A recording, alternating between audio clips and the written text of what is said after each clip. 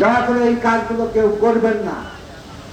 যে সমস্ত হাট বাজার আছে তাদের নিয়ম কানুন আছে, সেই সমস্ত নিয়ম শৃঙ্খলা মেনে, যে সকল বড় হাট আছে সেই সমস্ত নিয়ম আইন মেনে এখানে তাদের ব্যবসাটা করবে। কোনো কিছু নিজের হাতে আইন তুলে নেবেন না দয়া করে। বিএনপি এমন একটি দল যে দল কখনো সন্ত্রাসীদের আশ্রয় দেয় না, চাঁদাবাজদের আশ্রয় দেয় না। আপনাকে সবাইকে নিজেদেরকে দোয়া তুলসী পাতা এটা ভাববেন না।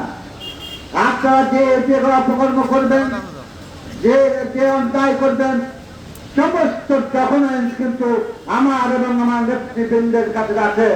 যদি সতর্ক না হন, যত যে লিখে থাকেন না কেন, বছরের পর বছর যতই বাড়ি ছেড়ে অন্ধকার রাস্তাঘাটে আদান বাদানে শুয়ে থাকেন না কেন, যদি অপরাধ করেন, অন্যায় করেন, আমার দল বিএনপি জাতীয়তাবাদী দল সেই অন্যায়কে প্রশ্রয় দিতে পারে না, দেবে না।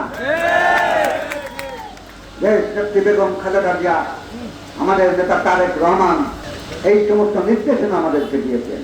একটি নির্দলীয় তত্ত্বাবধায়ক সরকার এসেছে।